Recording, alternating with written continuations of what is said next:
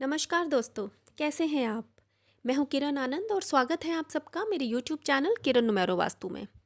दोस्तों, मकर संक्रांति का पर्व आने वाला है जो इस साल 14 जनवरी 2021 को मनाया जाएगा। हम सभी जानते हैं कि मकर संक्रांति के पर्व की क्या महत्ता है, दान पुण्य का इस पर्व में कितना महत्व है।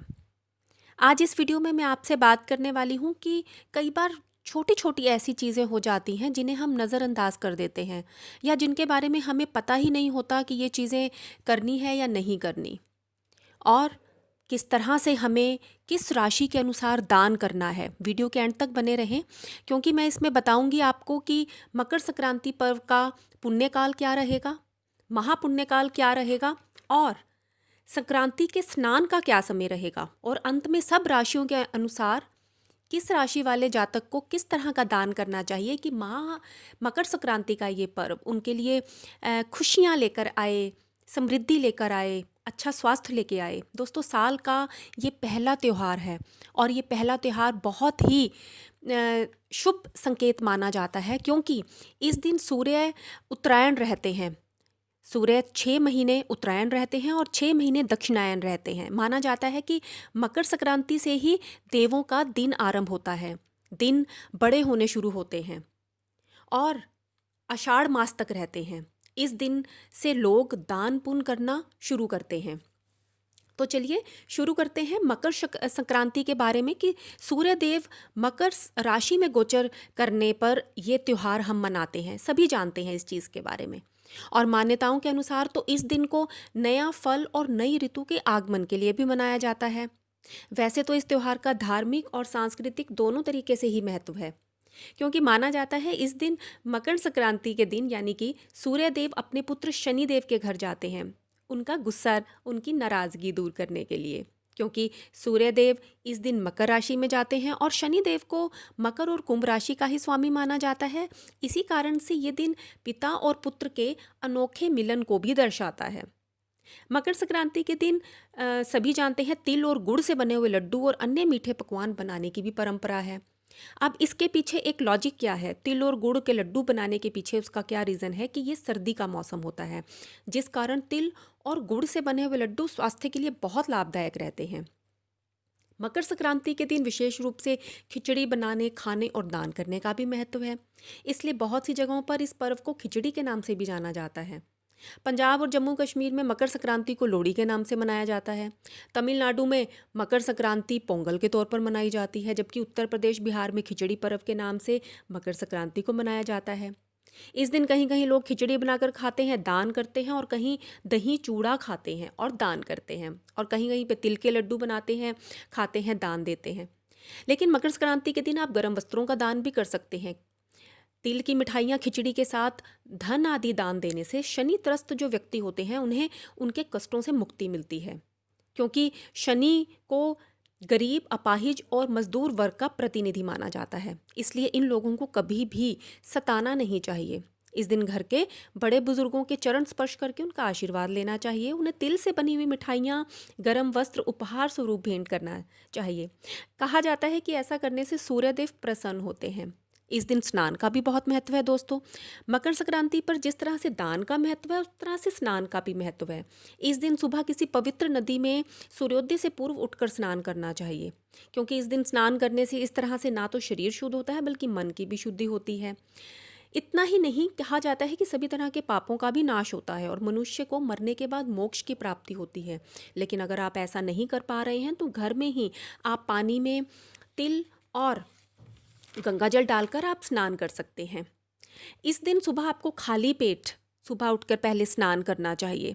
फिर उससे पहले आपको भोजन नहीं करना चाहिए दोस्तों। फिर आपको एक लोटा सूर्य देव को चढ़ाना चाहिए। तांबे के लोटे में आपको सूर्य देव को जल अर्पित करना चाहिए। बीच में लाल गुलाब का फूल, लाल आप कोई भी फूल हो आप वो डाल सकते हैं।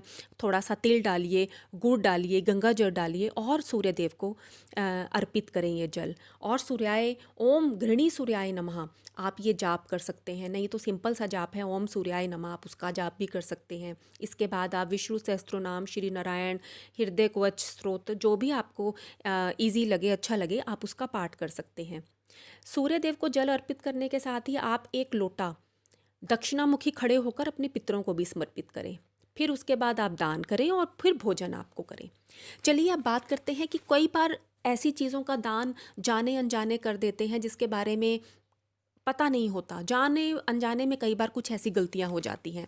तो ध्यान रखना चाहिए कि इस दिन आप जो ब्राह्मण को कपड़ों का दान कर रहे हैं वो नए हों, पुराने ना हों। भोजन अगर आप किसी को दे रहे हैं तो वो ताज़ा बना हुआ भोजन होना चाहिए, बचा हुआ भोजन ना हो। और या अगर कच्चा भी दे रहे हैं तो उसमें कीड़ा वगैरह ना लगा हो। अगर आप तेल का दान कर रहे हैं तो वो भी आप ध्यान रखें कि यूज़ और बचा हुआ तेल ना हो। प्लास्टिक की चीज़ों का इस दिन दान नहीं करना चाहिए। कहा जाता है कि इससे नौकरी व्यापार में नुकसान होता है। ना ही तेज़ धार वाली चीज़ें जैसे चाकू कैंची, इनका भी दान नहीं करना चाहिए। अगर आप पुस्तकों का दान कर रहे हैं तो पुस्तकें, धार्मिक ग्रंथ और पुस्तकें फटी हुई ना हो। अब बात करेंगे कि आप किन व्यक्तियों को दान करें। आप ऐसे सुयोग्य व्यक्ति को दान दें जो आपके दान करने के बाद में उसका अपमान ना करें। वो दान किसी सुपात्र व्यक्ति को दें। और एक चीज़ का ध्यान रखें कि आप जो दान दे रहे हैं वो आपकी मेहनत से कमाए हुए पैसों से हो, तो आपको उसका फल बहुत अच्छा लगेगा। दोस्तों, इसके साथ अब मैं आपको बताऊंगी कि 14 जनवरी 2021 के दिन यानी कि गुरुवार को पुण्यकाल कब है। मकर संक्रांति पुण्यकाल रहेगा सुबह 8:30 से दोपहर के 4:46 तक। और महापुण्यकाल की बात करें तो वो होगा 8:30 से 10:17 तक।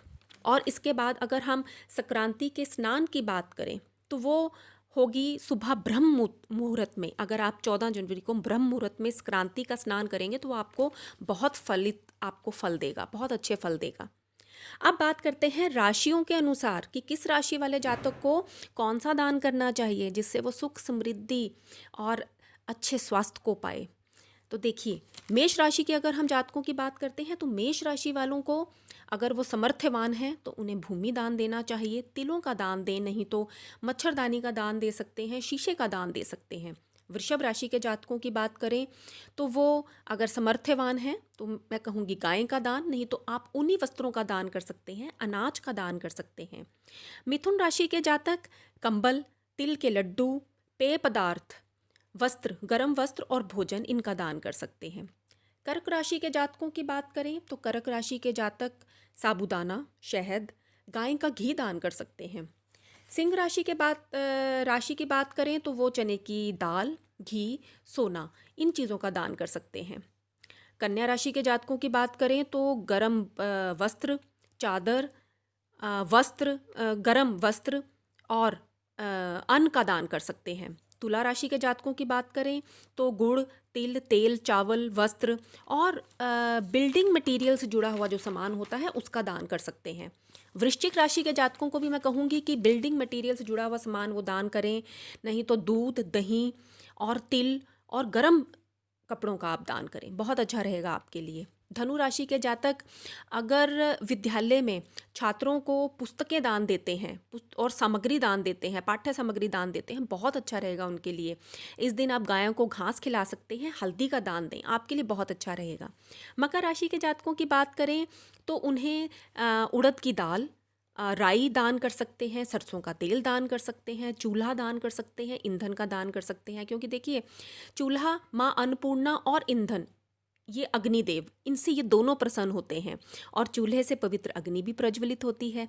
तो घर में कभी भी इससे अग्निकांड नहीं होते, इसलिए मकर राशि के जातकों को इन चीज़ों का दान करना चाहिए। कुंभ राशि के जातकों की बात करें तो उन्हें जल, सरसों का तेल, काले तिल, पेय पदार्थों का दान कर सकते हैं। अब आखिरी राशि मीन राशि। मीन राशि के जातकों को अगर मैं कहूँ उन्हें अपने जीवन में प्रसन्नता चाहिए तो वो पुष्पों का इस वक्त या पौधे दान करें। ताज़ा पुष्प अगर किसी को देते हैं तो बहुत अच्छा रहेगा। अगर समर्थवान है तो गाय का भी दान कर सकते हैं, नहीं तो गेहूँ, गरम वस्त्र जिसमें कंबल है उसका दान आप करें। दान आपको, जैसे मैंने पहले भी बताया है, कि आप बिना स्नान किए और पूजा किए हुए आप दान ना करें।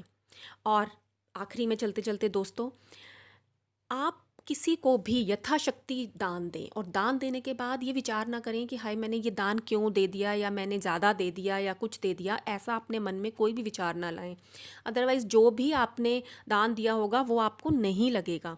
इस दिन आप शराब का सेवन ना करें, नॉनवेज वगैरह ना खाएं। एक चीज़ और कहूँगी आपको कि इस दिन आप तुलसी पत्ते ना तोड़ें, कोई भी पेड़ पौधे को आप नुकसान ना पहुँचाएं।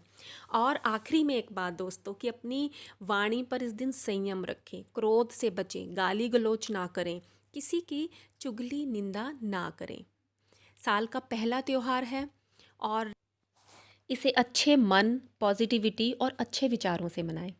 दोस्तों, उम्मीद करती हूँ कि आपको ये जानकारी अच्छी लगी होगी। अगर आप चैनल पर नए हैं तो प्लीज़ चैनल सब्सक्राइब करना ना भूलें। वीडियो अच्छा लगा हो तो इसे लाइक भी करें और ज़्यादा से ज़्यादा शेयर भी करें, और बेल आइकॉन को प्रेस करना ना भूलें। Thank you so much. Thanks for watching.